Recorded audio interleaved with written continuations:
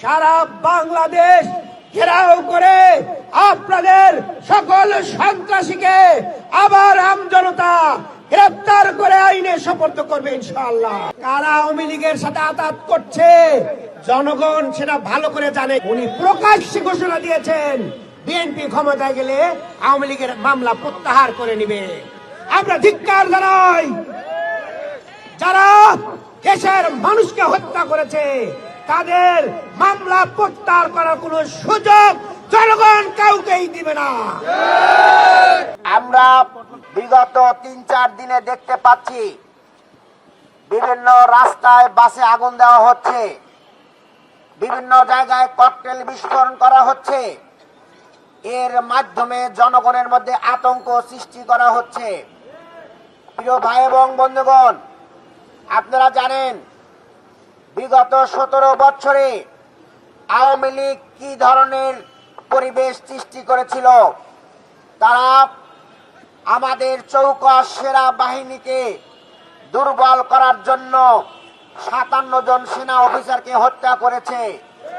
তারা জামাত ইসলামের নেতৃবৃন্দকে অন্যায়ভাবে মিথ্যা নাটক সাজিয়ে বিচারিক হত্যাকাণ্ড করেছে।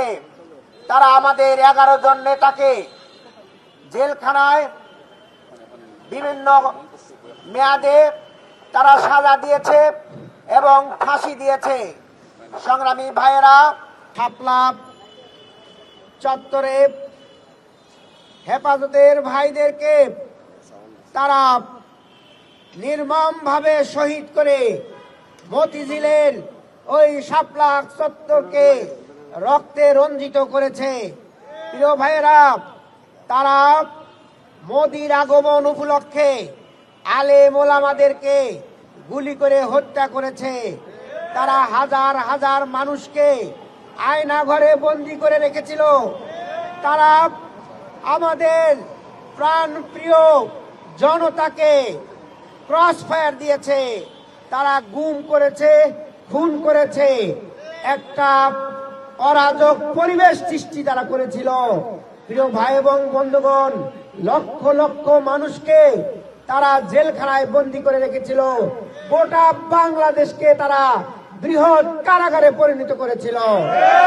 তারা আমাদের নেতৃবৃন্দকে রিমান্ডের নামে অকথ্য নির্যাতন চালিয়ে পঙ্গু করে দিয়েছে 17 বছরে। সংগ্রামী ভাই এবং বন্ধুগণ, এই 17 বছরের যে ক্ষোভের বহিঃপ্রকাশ সেটা আমরা জুলাই আগস্টে দেখতে পেয়েছি। জুলাই আগস্টে বাংলাদেশের আপামর জনসাধারণ, নারী পুরুষ শিশু ছাত্র জনতা মেহনতি মানুষ রাস্তায় নেমে এসেছিল। তারা বলেছিল যে আমাদের পিছনে পুলিশ, সামনে স্বাধীনতা, আমরা সেই স্বাধীনতা অর্জনের জন্য সম্মানজনক মৃত্যুবরণ করার জন্য প্রস্তুত আছি। সংগ্রামী ভাইয়েরা, আমাদের প্রায় ১৫০০-এর মতো ছাত্র জনতা জীবন দিয়েছে, চোখ দিয়েছে, হাত দিয়েছে, তারা পা দিয়েছে, পুঙ্গত্ব বরণ করেছে। তবুও ওই ফ্যাসিবাদকে কোনোভাবেই আমরা সমর্থন করি নাই। ফ্যাসিবাদকে আমরা প্রতিরোধ করে দেশ থেকে আমরা বিদায় করে দিয়েছি। সংগ্রামী ভাইয়েরা, বাংলাদেশের মানুষ অত্যন্ত শান্তিপ্রিয় মানুষ। বাংলাদেশের মানুষ গণতান্ত্রিক মানুষ। তারা আইনকে হাতে তুলে নেয়নি। যে কারণে 5ই আগস্টে ওবায়দুল কাদের যে আশঙ্কা করেছিল 5 লক্ষ লোককে হত্যা করা হবে, কিন্তু বাংলাদেশের মানুষ আইনকে হাতে তুলে নেয়নি। আর এইটাকে দুর্বলতা মনে করে আজকে বাসে আগুন দিচ্ছেন। এইটা এই দেশের মানুষ কিন্তু ক্ষমা করবে না। এদেশের মানুষ আপনাদের রিয়ালাইজেশন দেখতে চাচ্ছিল, আপনাদের অনুভূতি দেখতে চাচ্ছিল যে আপনারা যে অন্যায় করেছেন, মানুষকে হত্যা করেছেন, এইটা আপনারা ক্ষমা চান কিনা সেইটার জন্য তাকিয়েছিল। কিন্তু ক্ষমার পরিবর্তে আবারও আপনারা হত্যার রাজনীতি শুরু করেছেন। আমরা শেখ হাসিনার ব্যক্তিগত সহকারী ওই মতিউর রহমান রিন্টুর সেই বই আমরা পড়েছি যে তারা ক্ষমতার জন্য, নিজের স্বার্থের জন্য শেখ হাসিনা নিজের দলের কর্মীকে হত্যা করতে ক্ষান্ত হয়নি। প্রিয় ভাইয়েরা, আজকে তারা বাংলাদেশকে অস্থিতিশীল করার জন্য আবারও হত্যার রাজনীতি শুরু করেছে। আমরা বলবো হত্যার রাজনীতি বন্ধ করুন, না হলে সারা বাংলাদেশ ঘেরাও করে আপনাদের সকল সন্ত্রাসীকে আবার আমজনতা গ্রেপ্তার করে আইনে সোপর্দ করবে ইনশাআল্লাহ। সংগ্রামী ভাই এবং বন্ধুগণ, আমরা সরকারকে বলবো আপনার আইন শৃঙ্খলার বাহিনীকে আপনারা সতর্ক রাখুন। যেখানেই সন্ত্রাসীদেরকে পাওয়া যাবে বোমা সহ অগ্নিকাণ্ড ঘটনার পূর্বেই তাদেরকে গ্রেপ্তার করুন এবং তাদেরকে রিমান্ডে নিয়ে আসল উৎসগুলো খুঁজে বের করার জন্য চেষ্টা করুন। না হলে জনগণ আপনারা অপেক্ষায় বসে থাকবে না। 5ই আগস্টে যেভাবে প্রতিরোধ করেছিল আগামী দিনেও সেই ধরনের প্রতিরোধ সৃষ্টি করবে ইনশাআল্লাহ।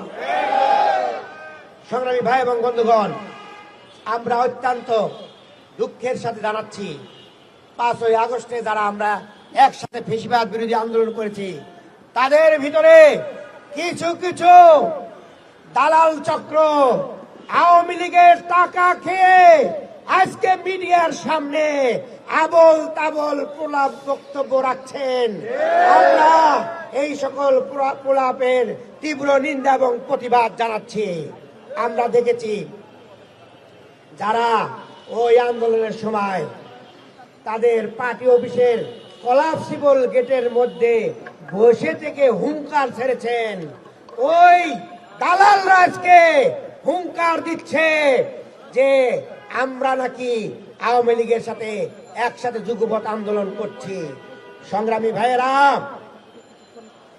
কারা আওয়ামী লীগের সাথে আতাত করছে জনগণ সেটা ভালো করে জানে। কি বলেন আপনারা?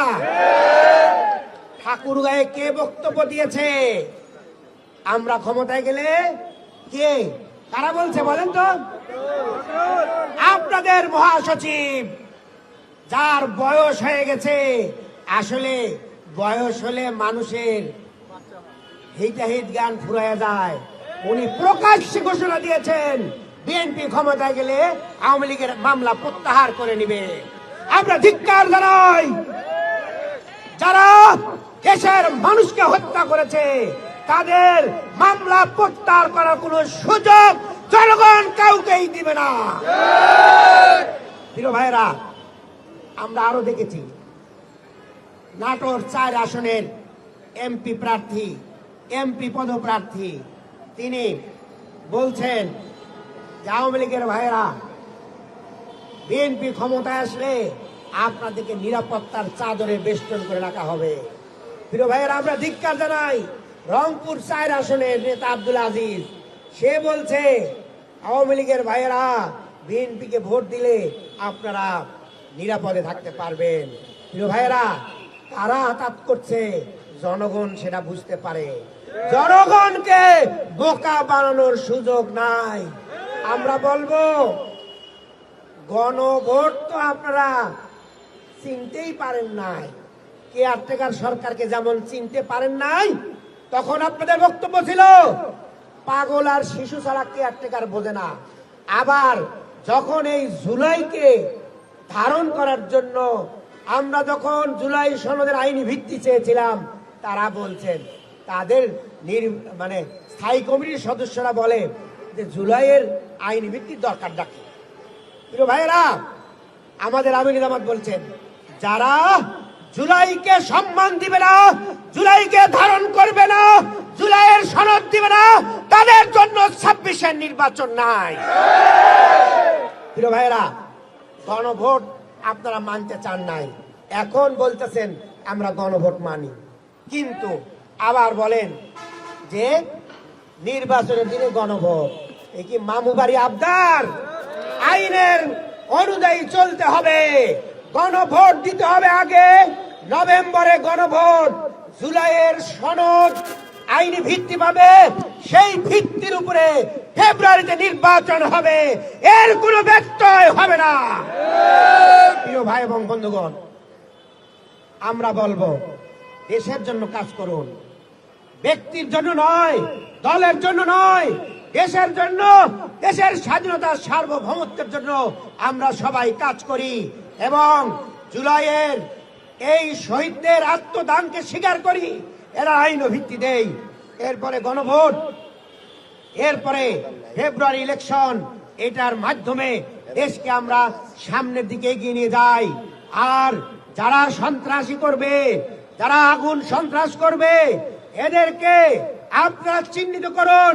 যেখানে আগুন সন্ত্রাস সেখানে প্রতিরোধ সৃষ্টি করুন, ঘরে ঘরে দুর্গ করুন, পাড়ায় মহল্লায় দুর্গ করুন।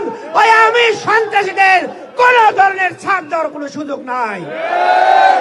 সংগ্রামী ভাই এবং বন্ধুগণ, রাজপথ থেকে পাড়ায় মহল্লায় দুর্গ গঠন করে ওই আওয়ামী ফ্যাসিবাদকে উৎখাত করে আমরা নব্য ফ্যাসিবাদকে চ্যালেঞ্জ করে বাংলাদেশের স্বাধীনতা সার্বভৌমত্বের জন্য ভূমিকা রাখার উদাত্ত আহ্বান জানিয়ে সবাইকে ধন্যবাদ জানিয়ে আমার বক্তব্য এখানে শেষ করছি। আল্লাহ হাফেজ।